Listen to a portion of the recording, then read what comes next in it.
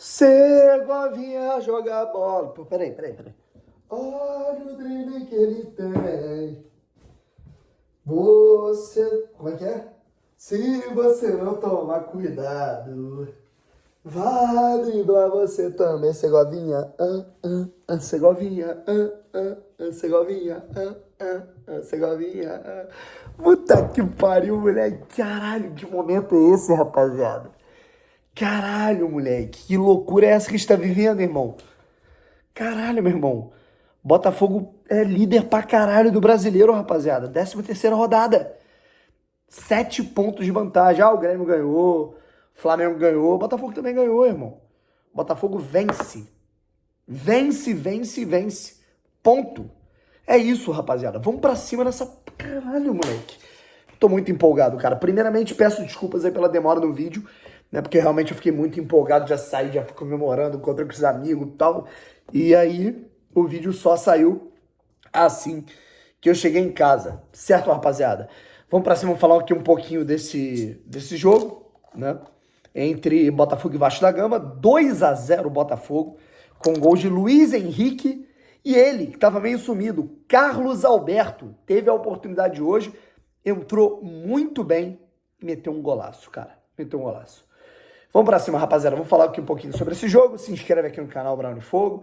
Muito obrigado que a gente chegou a 94.200 inscritos. Vamos tentar chegar a 300? Vamos, rapaziada. Tentar analisar aqui um pouquinho esse jogo. Tentar entender o que aconteceu. Se inscreve aí, deixa o like, ativa o sininho. E vambora. Seguinte. Caras, como eu previa, né, a gente teria uma escalação padrão em relação ao que a gente está tendo nos últimos jogos, tá? O Caçapa, obviamente, não ia chegar bancando ninguém ou mudando nada, né? Para não chegar, não gerar nenhum ruído, algo do tipo. Então a gente teve essas mudanças, tá? Aliás, nenhuma mudança em relação a isso, depois as mudanças no segundo tempo. O time do Vasco, né, veio, além de ser um time com pouca confiança e ter as suas limitações, ainda veio sem o Gabriel Peck, suspenso, que é um dos principais jogadores do time, e sem o Jair, que estava machucado. O único pilar técnico da equipe do Vasco, que fazia algo diferente, né, além do Alex Teixeira, que é um cara que assim, não está tendo a mesma explosão física que ele sempre teve, era o Marlon Gomes. Tá? O Pedro Raul quebrava, Figueiredo quebrava, enfim, a molecada, né, o Ryan, né, outros jogadores do Vasco que são até talentosos, sentiram um pouco o peso do jogo, e o Botafogo pressionava. Quando o Vasco podia dar a resposta, e aí é isso que eu acho que o próximo técnico do Botafogo tem que corrigir, que eu acho que o Botafogo, claro, nenhum modelo de jogo vai ser perfeito, né, rapaziada? Mas o adversário tem muito terreno para dar uma resposta e o Vasco não aproveitou essas oportunidades, tá? E aí, num determinado momento, cara, depois de uma chance no primeiro tempo contra 5 do Botafogo, a reta final, né, da primeira etapa foi mas um passeio do Botafogo. Botafogo atacando por um lado, pelo outro. O Rafael estava jogando muito bem até a lesão. Um cruzamento pro Luiz Henrique que quase teve um golaço de bicicleta do Tiquinho, que seria absurdo.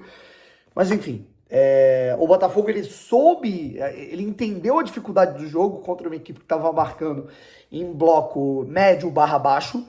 E o Botafogo começou a tentar mudar de alguma maneira, certo? Enfim.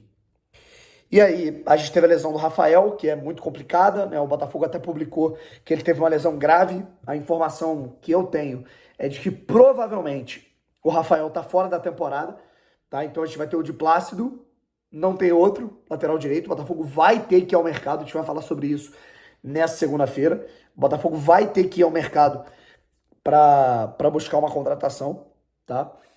Enfim, na lateral direita. E é complicado, né, cara? Porque assim, o Rafael, na minha opinião, até o momento, ele era o melhor jogador do Botafogo em campo. Aí tivemos o segundo tempo, o Botafogo voltou igual. E aí, numa das infiltradas, assim, faltava uma conexão, sabe? Você via que as situações estavam se encaixando, o gol estava amadurecendo, mas um detalhe estava fazendo o Botafogo não acertar a construção final. Ao contrário do Vasco, que errava a construção inicial, sabe? O Vasco, ele tinha até uma dinâmica para sair, mas era um passe errado, era uma bola para fora, um domínio errado. Assim, o Vasco, cara, tá numa situação, pô, meu irmão, Pedro Raul, o que que é o Pedro Raul, irmão? Assim, não era grande coisa no Botafogo, mas é impressionante a quantidade de ataques que ele mata do Vasco. Tipo assim, a bola pega nele, volta no Adrielson. É uma possibilidade dele tocar aqui, ele prende, desarmado. Assim, eu brincava na arquibancada, tira Pedro Raul. Pedro Raul foi um zagueiro do Botafogo hoje, né? Mas um zagueiraço do Botafogo hoje foi o Pedro Raul. Enfim. E aí, cara, numa articulação entre o Tiquinho e o Luiz Henrique, a bola do... O Tiquinho, quando não faz gol, ele arruma alguma coisa, né? Assistência, gol do Luiz Henrique, Botafogo 1-0. Acho que o Botafogo sofreu mais que deveria lá atrás. Aí depois entrou o Danilo muito bem, Segovinha muito bem. Enfim, até teve a musiquinha que a torcida do Botafogo fez. Eu tava ali do lado, cara, vendo a galera fazendo essa música, né? Segovinha, pô, muito bom, mano, muito bom. Mas enfim, cara, o Botafogo, ele continuava, né? Dando respostas, mas ao mesmo tempo dava alguns moles. E num vacilo do Adrielson, né, que tava fazendo uma partida impecável, o Alex Teixeira foi cara a cara e eu acho que vem a sorte de campeão, tá? E o poder decisivo de campeão que vai além do gol marcado, sabe? Eu acho que é nessas bolas, né? Como vários e vários goleiros se consagraram ao longo de vários campeonatos. Eu vou citar aqui um rival, tá? Em 2012, as defesas do Diego Cavalieri que mudavam o jogo para o Fluminense e que consagraram o Fluminense como campeão brasileiro, eu vejo o Lucas Perry fazendo nesse momento. É claro que está ainda, né, faltam 14, 15, 16, 17, 18, faltam 6 jogos para o fim do primeiro turno, né, mas a gente vê uma confiança muito grande desses caras. E aí entra o Carlos Alberto, né, o Luiz Castro, que era um técnico que era muito irredutível, né? Ele tinha um modelo de jogo dele e isso até... Agora eu posso falar que não vai ter ninguém me enchendo o saco, né? Que não vai ter boiada me enchendo o saco. Mas o Luiz Castro não era querido no grupo do Botafogo. Não era. Né? Tava se dando bem porque tava ganhando. Né? Mas era um cara muito irredutível, muito inflexível, né? E que não aproveitava os jogadores da melhor maneira. Né? Como, por exemplo, o Carlos Alberto. O Carlos Alberto, para mim, é bom jogador, né?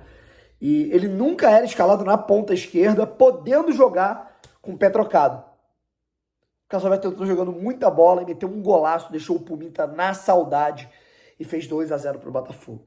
Né? E assim, finalizando sobre o assunto Castro, esse cara é tão covarde que faltando 5 minutos pro jogo, ele solta uma mensagem de despedida, de agradecimento do Botafogo, justamente porque não ia gerar a atenção da torcida, já que a torcida ia estar focada no jogo.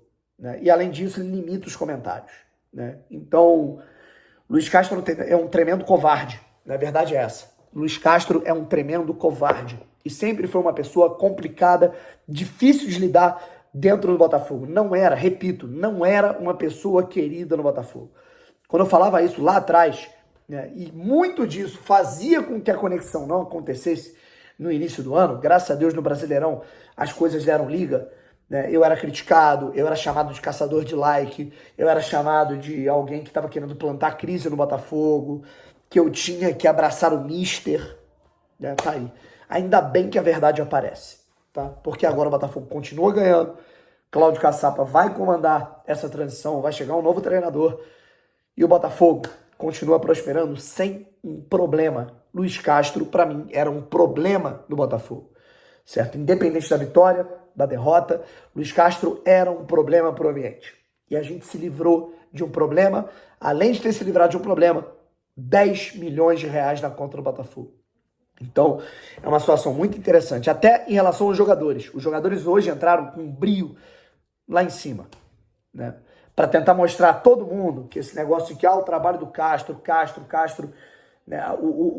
A liderança do Botafogo estava personificada no Castro, de maneira injusta. Os jogadores falam, pô, meu irmão, o mérito é meu. Né? Eu tô fazendo gol, eu tô dando assistência, eu tô ganhando e o mérito é todo do cara. Meu irmão, o Botafogo hoje provou que ele pode ir muito além, sabe? Vamos ver as próximas notícias em relação ao Rafael, que é complicado, em relação ao treinador e foco para o próximo jogo que acontece no próximo domingo contra o Grêmio. Tá legal, rapaziada? Um abraço, tamo junto. Seguimos.